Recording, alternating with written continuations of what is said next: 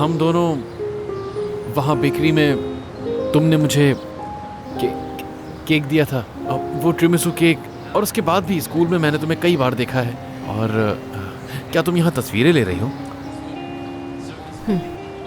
क्या पसंद है तुम्हें तस्वीरें खींचना? होमवर्क के लिए। डिस्टर्ब तो नहीं किया? नहीं नहीं, हरगिज नहीं।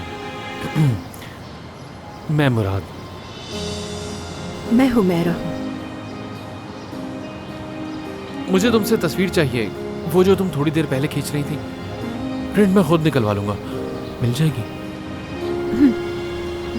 अगर तुम चाहो तो हम यहाँ बैठ के कुछ खा भी सकते हैं, अगर तुम्हारा दिल हो तो। इस तरह हम बैठ के कुछ बातें भी कर लेंगे, अच्छा वक्त गुजार लेंगे। अब क्या कहती हो तुम? हाँ, क्यों नहीं।